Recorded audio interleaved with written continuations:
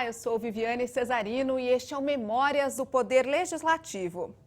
Hoje o programa é nosso, só das mulheres. A gente merece, porque apesar dos avanços, ainda tem muita desigualdade por aí, viu? A primeira, no bolso. Quando ocupam os mesmos cargos de chefia que os homens, as mulheres ganham em média 30% menos. Depois, tem diferença na participação política. Nas assembleias legislativas, no Congresso Nacional, elas ainda são minoria. E na busca pela igualdade, seja ela em qual área for, leis podem ajudar a equilibrar as coisas. Em 2000, o governador Mário Covas sancionou a lei que garante às policiais femininas os mesmos direitos dos policiais homens, regime de pensão, assistência hospitalar, tudo igualzinho. Esse projeto saiu daqui, foi feito pela nossa entrevistada de hoje, Maria do Carmo Piunti. Ela foi vereadora em Itu, foi eleita 2 vezes deputada estadual e é batalhadora dos direitos iguais. Muito obrigada pela presença da senhora aqui no Memórias, é um prazer. Olá, Viviane, é um prazer estar aqui contribuindo com as memórias do Poder Legislativo paulista. Bom, tudo que a senhora puder relembrar para a gente é importante. Que bom, e para mim também. Vamos começar então querendo saber do interesse da senhora pela política. Como é que surgiu? Foi desde pequenininha essa questão de batalhar pela igualdade mesmo? Na verdade, assim, eu sempre fui uma pessoa, eu acho que eu sempre fui uma pessoa bastante destemida, né? Estudei em colégio de freiras e era muito desafiadora e tal. Mas aí, na época, quando eu ainda namorava, né, quem foi o meu marido, ele era político. Quando nós começamos a namorar, ele já era presidente da Câmara, 8 anos mais velho que eu, e ele foi presidente da Câmara muito jovem. E com 26 anos ele se elegeu prefeito de Itu. Eu tinha 18 na época, foi minha primeira vez que eu votei, porque era com 18 anos que a gente votava. E essa foi primeira dama aos 18. E essa foi, a gente só namorava, nós casamos durante o mandato. E nessa eleição eu já estava fazendo boca de urna, então eu costumo dizer que desde a primeira vez que eu votei, minha primeira eleição, que foi com 18 anos, eu fiz boca de urna e trabalhei em praticamente todas as eleições que vieram daí. Então, é uma longa experiência, quer dizer, e eu sempre gostei, eu acho que precisa gostar. Na minha vida política, principalmente como deputada, eu convivi a grande maior parte do tempo com homens, né? Porque eram mais homens do que mulheres. E o que Isso é uma realidade mesmo. E o que eu ouvia muito dos colegas parlamentares, dos deputados, é que grande parte das mulheres não gostavam de política, né? Apenas uma parte muito pequena das mulheres dos deputados gostavam de política. E a senhora concorda com isso? Eu acho que sim, pelo menos na época era esse o quadro, né? Até porque eu acho o seguinte, a mulher tem uma vida própria, ela não é obrigada, só porque o marido é político, ela gostar de política. Então, também acho isso, né? Porque o marido está, ela precisa participar. Agora, no meu caso, eu não fiz nada forçada. Eu sempre gostei, sempre fui, sempre estive à frente. Em 78, nós participamos de uma greve dos ceramistas lá em Itu. Eram 86, 82 cerâmicas na época. Meu marido era advogado do sindicato, ele que é de origem sindical. E eu assumi um grupo de mulheres, inclusive para arrecadar mantimentos, para poder manter a greve. Em 1978, época da ditadura, foi uma greve enorme, foi praticamente 1 mês de greve. Eu tinha 2 filhos e estava grávida do 3º. A greve terminou no comecinho de julho, meu filho nasceu em agosto. Então, meu 3º filho. Então, uma coisa que eu gostava de fazer, eu assumia, nunca fui, assim, coagida pelo meu marido. Aí amor e política estavam juntos, literalmente. Eu gostava mesmo. E dessa participação, a gente surgiu com um grupo de mulheres. Na época, a gente pertencia ao PMDB, que era um partido de esquerda, né, na época da ditadura. E surgiu o grupo de mulheres do PMDB para a gente lutar pela cidade e batalhar por aquilo que era a necessidade dos moradores. A gente fazia reunião nos bairros, na periferia, íamos à Câmara Municipal levar as reivindicações. E desse grupo de mulheres do PMDB surgiram, então, 2 candidatas em 82. Né? A outra candidata não logrou êxito, se elegeu, me elegi. Eram 15 vereadores na época, na Câmara, e eu era a única mulher.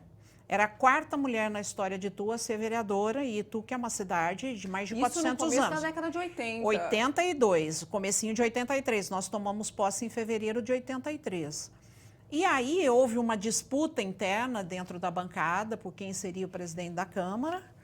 E o meu nome surgiu dentre os outros vereadores como um nome de consenso. Já de cara, sim? E eu acabei sendo eleita presidente da Câmara, a primeira mulher a ser presidente da Câmara em Itu. E em 83 até 85. Qual foi a reação dos colegas, dos eleitores, da imprensa? Foi uma questão assim, foi muito interessante, e eu dizia até que aquele foi realmente o meu batismo de fogo, né, político. Imagino.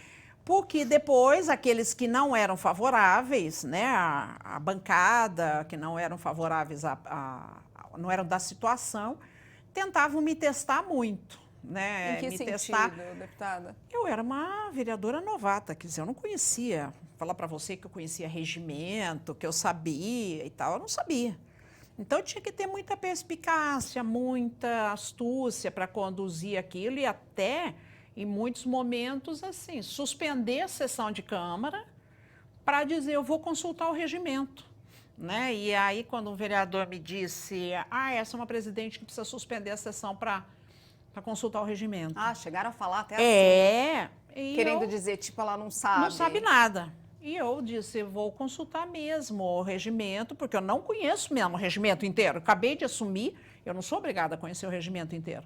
Então, e o pior, nesse momento, um vereador que já estava no terceiro mandato, ele tinha pedido uma questão de ordem, citando um artigo do regimento, e era completamente equivocado, não era verdadeiro, e ele estava realmente blefando.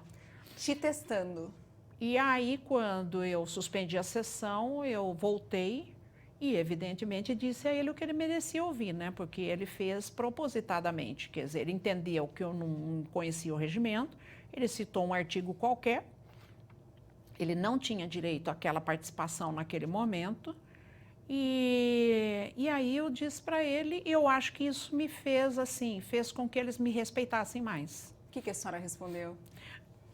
Eu acho assim, ele foi uma pessoa que, ele usou de um ardil, ele foi ardiloso, ele não foi uma pessoa verdadeira, não foi honesto, eu disse para ele, não foi honesto da sua parte, foi desonesto da sua parte fazer isso, porque se eu inclusive concedesse para ele o direito que ele estava pleiteando baseado naquele artigo, depois eu poderia ser ridicularizada, eu poderia ser notícia de jornal, porque não estava correto, não era o regimento.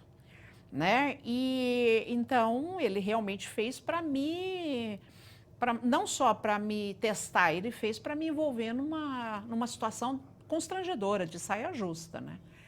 Mas eu acho que tudo isso é aprendizado, é muito bom. E aí, quando foi em 86, eu era ainda vereadora, eu fui convidada, então, pelo deputado federal Mário Covas a ser candidata a deputada estadual, quando era o candidato Orestes Quercia. E existia, então, vários grupos no PMDB, e o Mário Covas me convidou e insistiu muito para que eu saísse candidata. Saí candidata a deputada, uma coisa que eu não imaginava na minha vida, com filhos ainda pequenos, né, 86. São 3 filhos. Né? 3 filhos, homens. E aí eu fui a quarta suplente naquela época. A diferença era muito pequena. O PMDB naquela época, naquela bancada, elegeu 37 deputados. Em 84? Em 86. 86. Inclusive o deputado Tônico Ramos, que está aqui na Associação dos Parlamentares, o deputado Tom Cafalcetti, que também colabora aqui na Associação dos Parlamentares, o senador Aloysio Nunes Ferreira, que hoje é senador, era deputado estadual na nossa bancada. Enfim, tantos nomes. E mulheres? E mulheres, na bancada do PMDB, elegeu-se a Ruth Escobar, que era reeleita, é um segundo mandato, no mandato anterior só tinha ela de mulher na Assembleia, ela se elegeu pelo PMDB. A deputada Guiomar Namo de Mello, que era da área da educação, e a deputada Eni Galante, que era de São Bernardo, se não me engano, o marido dela acho que era prefeito de São Bernardo. Mas ela não tinha tido nenhuma participação política assim, de cargos eletivos antes. e eu. Então, éramos 4 mulheres numa bancada de 37 homens. Mas era muito bom.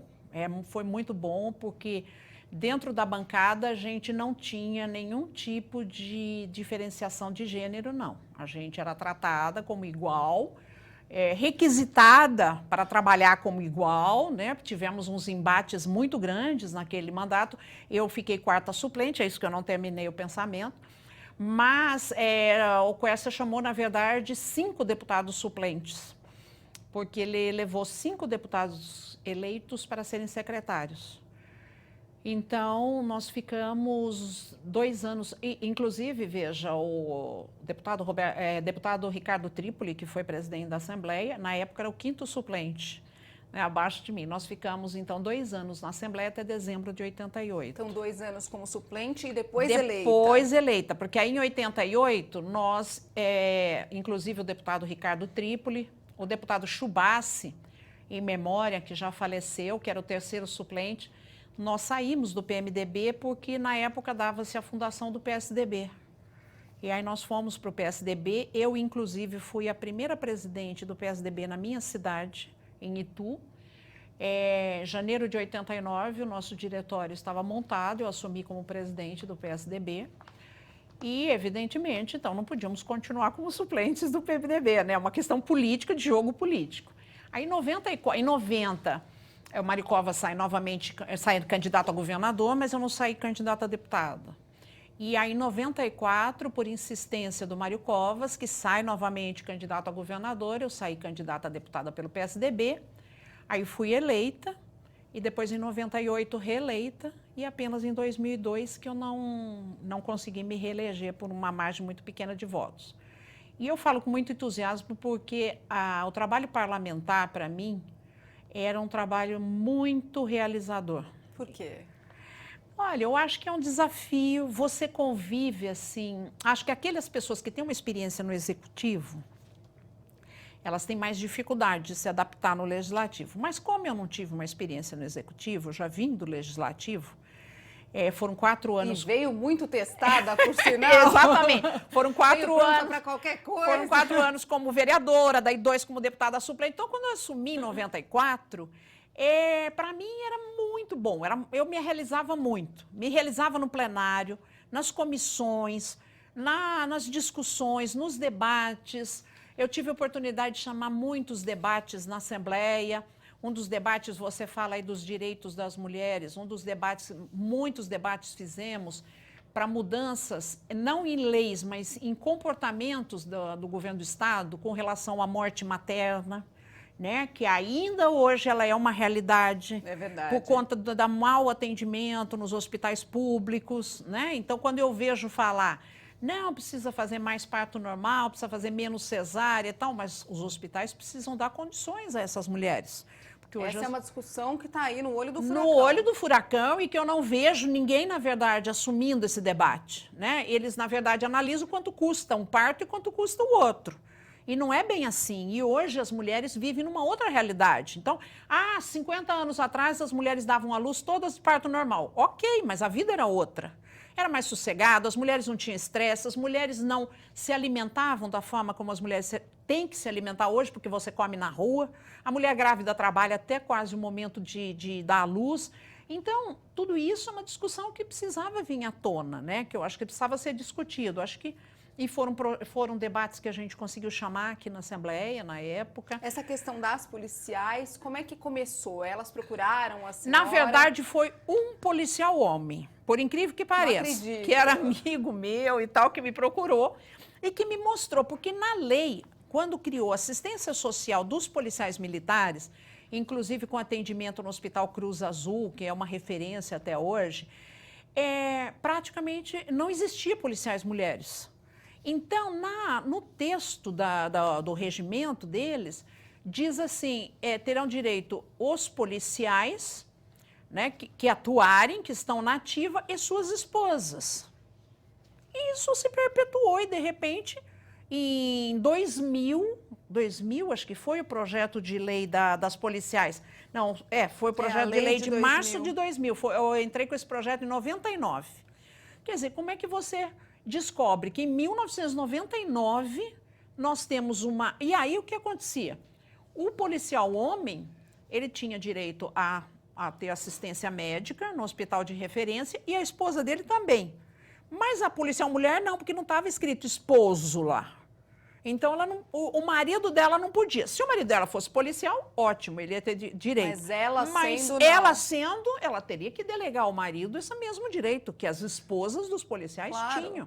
Né? Então, é uma coisa tão lógica, mas que vai passando desapercebido para quem não tem esse olhar focado. Aí nós chamamos debates, trouxemos isso à discussão e tal. Essa é a importância do legislativo nessa questão do projeto de lei, da demanda chegar, a senhora até falou que foi por um policial homem, eu não imaginava, achei que fosse por um monte de mulher querendo aí a igualdade, né, nos benefícios, mas a demanda chega, o deputado olha e é possível que com um projeto ele consiga essa igualdade? Um outro projeto que eu assim gosto muito de citar e que nasceu da iniciativa popular, eu sempre atuei muito na área de meio ambiente, em todos os meus mandatos. E depois, quando assumi em 94, na década de 90, já existia toda a criação do Comitê de Bacias Hidrográficas, essa questão de discussão, esse fórum de discussão que foi muito importante. E através da minha participação nos debates dos comitês de bacias, eu pude ser a receptora de um pedido da sociedade civil, das autoridades, enfim, do povo, de uma região que é minha também, praticamente, mas que, através desse abaixo-assinado, nós elaboramos o projeto de lei, em 98, que criou a APA de Tupararanga. E Tupararanga é um manancial que abastece inúmeros municípios, são 9, se não me engano, 9 municípios abastecidos na região de Piedade, São Roque, Mairim, que é Alumínio, Votorantim, né? E Ibiúna e Vargem Grande. Então, são inúmeros municípios que são abastecidos e que, na verdade, todo esse entorno da represa de Tupararanga atinge todos esses municípios. Então, nós precisávamos de uma lei que estabelecesse realmente qual era a regra para esse entorno, para que não houvesse, como aconteceu aí na Billings e na Guarapiranga, mais na Guarapiranga, invasão de loteamentos clandestinos, né? E depois você não consegue tirar aquela população de lá. Então, nós conseguimos elaborar esse projeto de lei junto com todos aqueles que assinaram abaixo-assinado com o Comitê de Bacias e transformamos em lei. Né? Teve uma lei também que é a que dispõe sobre o programa de moradia indígena, uma lei de 2001. Na verdade, isso foi por causa de uma atuação do Lázaro Pionte, né, que era meu marido, e que era um dos diretores da CDHU. E que, verificando uma visão global do Estado de São Paulo, nós acabamos vendo essa questão da moradia indígena, que os indígenas perderam sua referência, perderam a maior parte das suas terras, então hoje eles têm que viver praticamente aculturados, mas que eles não têm uma renda, na verdade, né? Uma arrecadação. Então, no projeto de moradia indígena, destinava parte dos recursos à moradia indígena a fundo perdido, porque evidentemente que a CDHU tinha que receber o retorno, quando ela passa um loteamento, uma casa e tal. Mas, no caso dos indígenas, não tinha como. Então, nós tivemos que fazer um projeto de lei, alterando totalmente a lei de criação da CDHU, que criou a lei da CDHU, para poder destinar recursos a fundo perdido. E aí, nessa visão macro do Estado todo, foi que nós fizemos também o projeto de apoio aos cortiços, por conta da cidade de São Paulo. No interior não é tanto, mas na cidade de São Paulo e na Grande São Paulo, a questão dos cortiços ainda é uma realidade muito cruel. Né? As pessoas moram assim com a família inteira, num quartinho, com banheiro coletivo, lavando louça e cozinhando no quintal, sem infraestrutura nenhuma. Agora, no caso da moradia do apoio aos cortiços, então fizemos um projeto diferenciado, e com valores diferenciados para justamente atender essa área dos encortiçados. Vou chamar então o intervalo e no próximo bloco vamos falar sobre a PEC das APAES. Ok. Foi um trabalho importante também. Ok. Daqui a pouquinho a gente volta com mais Memórias do Poder Legislativo. Não sai daí. Até já.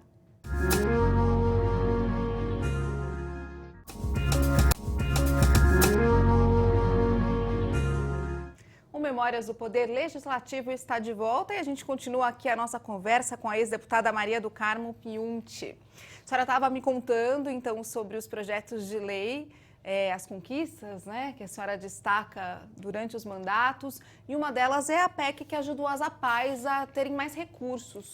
Você falava justamente assim, como é que o clamor popular pode chegar e se transformar em lei, né? E eu tinha, na época, um contato bastante grande com a Lair, eu não estou me lembrando aqui o sobrenome dela, e que ela era presidente da Federação das APAES do Estado de São Paulo. E como ela fazia parte do Conselho Estadual da Condição Feminina, que eu também militava, fazia parte, enfim, de vários movimentos de mulheres, a gente acabou estreitando relações, isso no mandato que eu fui efetiva, 95 a 2003. Nós acabamos estreitando relações e um dia ela começou a conversar sobre isso.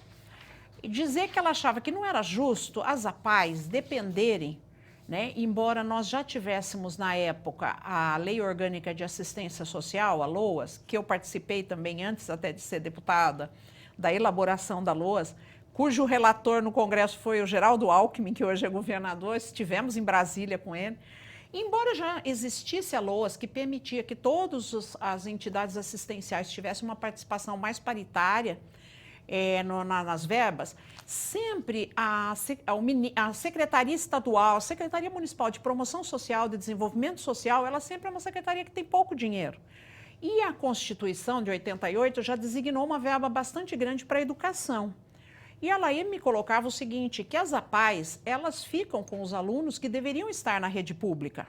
Na época, os alunos eram de 7 a 17 anos. A gente sempre via as APAES correndo atrás fazendo campanha, com pires na mão. Com pires né? na mão. Sempre com pires na mão. E os alunos de 7 a 17 anos tinham que estar na rede pública. Então, o justo, o lógico, seria que o governo do estado pagasse às APAES o mesmo valor que custa um aluno na escola pública. Quer dizer, na verdade, deveria pagar mais, porque ele custa mais. Ele precisa de professores melhores qualificados, ele precisa de uma série de coisas. Mas, pelo menos, que pagasse para as APAES aquilo que custava um aluno na rede pública. E aí fomos pesquisar sobre isso, né? E aí chegamos à conclusão de que isso precisava de uma PEC, de um projeto de emenda à Constituição Estadual. Nós não podíamos fazer através de um projeto de lei. E aí eu dei entrada na PEC, que era a PEC 19 na época. Outros deputados, depois eu fui a primeira que dei entrada, a partir da entrada da minha PEC, outros deputados deram entrada em PECs, isso ficou em discussão quase 2 anos na Assembleia. Tivemos também uma resistência aí na época do PT, depois acabou-se chegando a um acordo, eles entendiam que isso ia retirar poderes da rede estadual, dos professores e tal, e tinham muito medo que retirasse poderes e ganhos dos professores, coisa que não aconteceria em hipótese alguma, porque já eram direitos adquiridos. E nós conseguimos esse projeto em março de 2002, eu acho que foi realmente um marco, porque hoje as APAES, na verdade, pela nova lei de diretrizes e bases, né, da educação, o aluno, obrigatoriedade na rede, no fundamental, de 6 a 17 anos. Então, a APAE apresenta a relação de alunos dela na diretoria regional de ensino, onde era antigamente a Delegacia Regional de Ensino. Ela apresenta aos alunos matriculados e ela vai passar a receber na conta dela todo mês um percentual por cada um desses alunos. Por cada um desses alunos, o que significa que ela tem uma arrecadação fixa. Ela tem um orçamento já fixo para o ano para planejar, não dependendo da noite da pizza, do jantar, etc., que ela pode até fazer. Bingo, etc., ou buscar verba com esse deputado, o outro, uma emenda parlamentar. Mas isso tudo é para ela melhorar o atendimento. O básico ela tem garantido através da verba da educação. Bom, deputada, em março de 2001, pesquisando aqui toda a trajetória da senhora, eu descobri que a senhora concorreu à presidência aqui da Assembleia. Como é que foi isso? Na verdade, foi uma questão assim mais pessoal, né? Eu tive um problema político e, na verdade, esse problema político extrapolou a Assembleia, né? E, na época, o deputado Walter Feldman, numa reunião de jovens do PSDB. Ele do palco acabou fazendo comentários desairosos. Meu filho era um dos dirigentes da juventude do PSDB. Foi muito constrangedor, tão constrangedor a ponto de grande parte das pessoas, quando meu filho levantou-se, muitas pessoas levantaram e ele teve até que interromper o discurso, mas ele já tinha feito. E eu deixei muito claro a ele que eu não tinha condição de votar nele para presidente da Assembleia. Então, vocês eram do mesmo partido? Do mesmo partido. Colegas de bancada? De bancada, e isso foi tudo colocado dentro da bancada. E na época até me lembro que a deputada Célia Leão, porque daí nessa legislatura, no PSDB, éramos 2 mulheres só. Aliás, eu quero fazer uma correção. Eu acho que é importante, Viviane. No mandato que eu fiquei como suplente de 86, que foi o mandato de 86 a 88, e eu fiquei de 86 a 92 e eu fiquei a 90, eu fiquei 2 anos como suplente. Nós tínhamos também a deputada Ercia Ayala, que era uma radialista que já faleceu, infelizmente faleceu precocemente, e que era muito batalhadora e muito aguerrida. Mas no mandato, eu estava dizendo nessa eleição aí, no mandato no PSDB, éramos só a Célia Leão e eu, como mulheres. Era um grupo de 25, 26 deputados, eu imagino, era um grupo menor, né? Mas um grupo grande, éramos só 2 mulheres. Eu me lembro que a Célia Leão disse, eu vou manter a minha palavra ao candidato do partido. Ele era o candidato Ele era o candidato do partido. Mas eu quero dizer que eu apoio integralmente a atitude da Maria do Carmo, porque com mãe a gente não mexe. Como é que eles reagiram quando a senhora disse que ia ser a candidata e ia disputar com ele? Foi uma colocação tão, digamos assim, tão veemente e tão, como é que eu posso dizer, tão sincera, tão verdadeira. Eu acho que é até difícil falar isso de mim, né? E porque eu estava saindo candidata, que ninguém teve condição de me dizer, olha, você não vai sair candidata. Então, me deixaram livre. E, na verdade, eu acho que eu acabei tendo 5 votos, se não me engano, na época, alguns descontentes. Não estou me lembrando aqui, eu me lembro que o Afanásio Jazade já veio aqui também. Me lembro que o deputado, que era não era o Vicente Bota, Vadielu era deputado, também votou. Então, alguns deputados que eram mais antigos e por algum motivo acabaram votando, porque o voto era aberto, você declarava o voto, né? E eu disse assim, o meu filho vai vir assistir a eleição. E eu não posso chegar aqui e declarar o meu voto a você, que, aliás, não se desculpou perante o meu filho. Mas ele ofendeu pessoalmente a senhora? Não. Na época, o meu marido, pai dos meus filhos, que era presidente da CDE, foi diretor da CDHU, e teve lá toda uma questão política. Uma manifestação dele, denunciando erros que aconteciam na CDHU, que depois foram confirmados, né?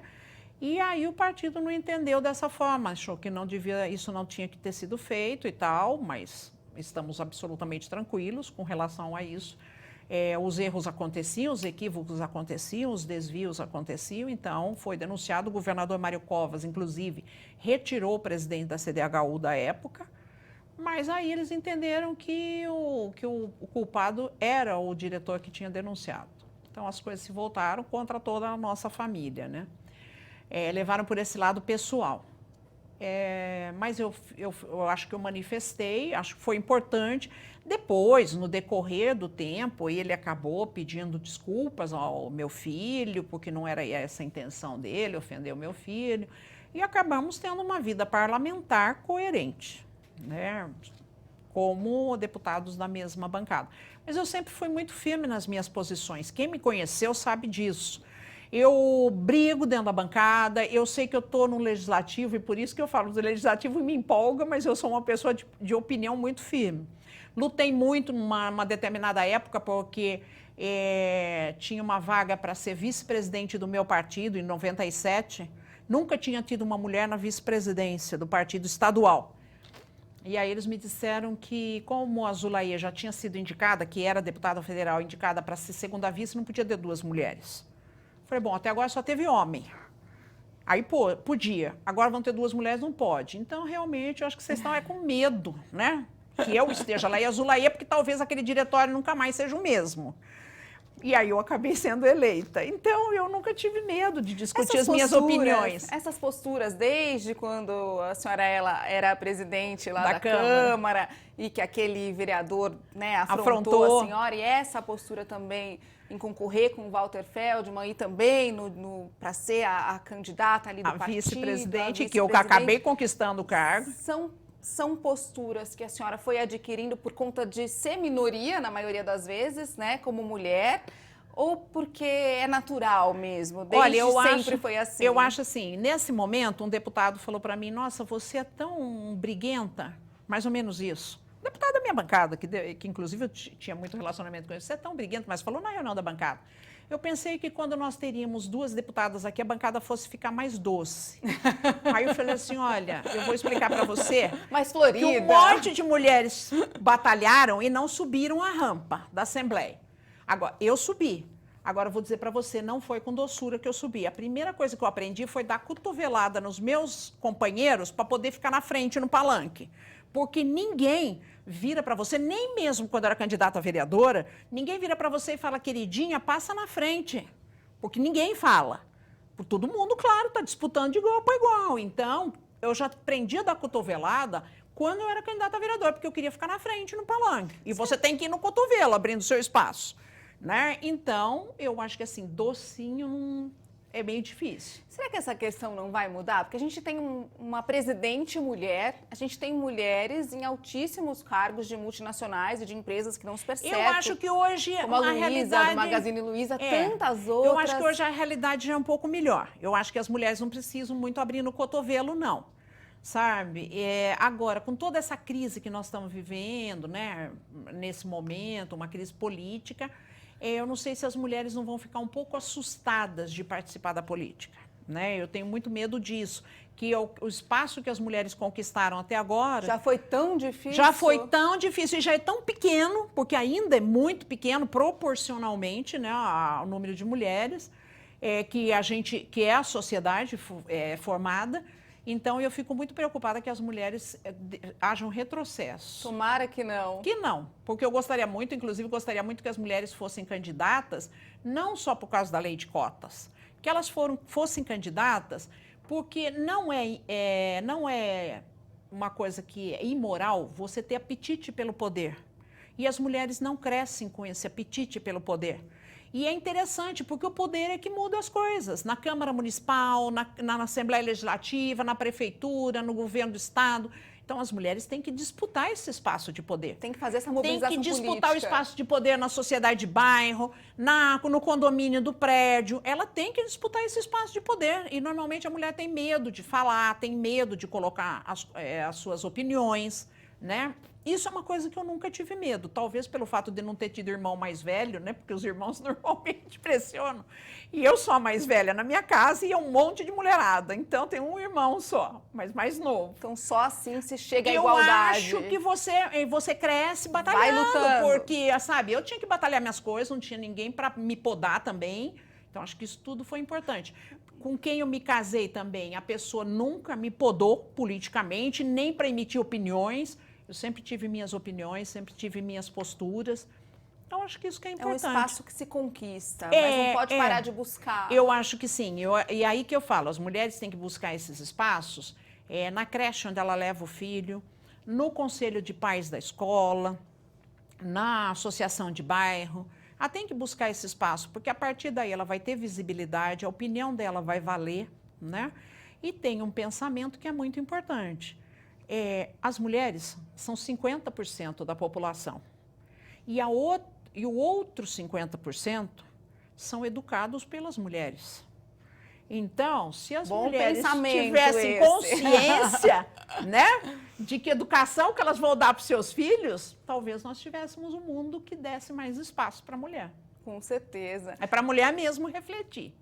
Bom, a gente está chegando já no finzinho do nosso programa e eu queria saber se valeu a pena ter sido tão briguenta.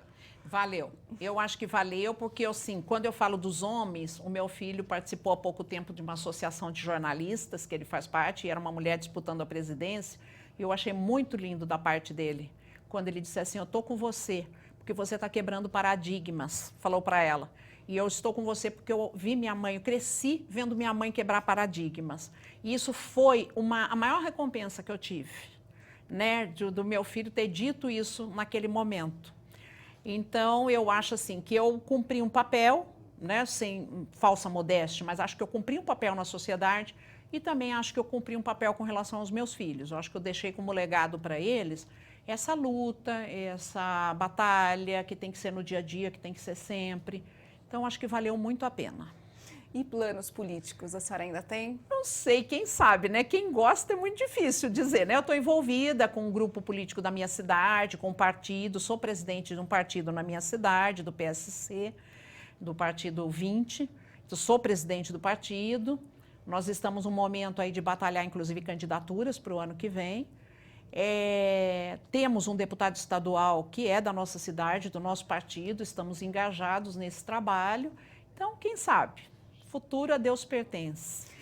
Faz falta essa rotina de vir aqui? Faz. A rotina, você poder conversar, você trocar ideia, você receber as lideranças, né, a periferia, as pessoas. Eu tinha um escritório político aberto em Itu, eu atendia as pessoas pessoalmente, povo.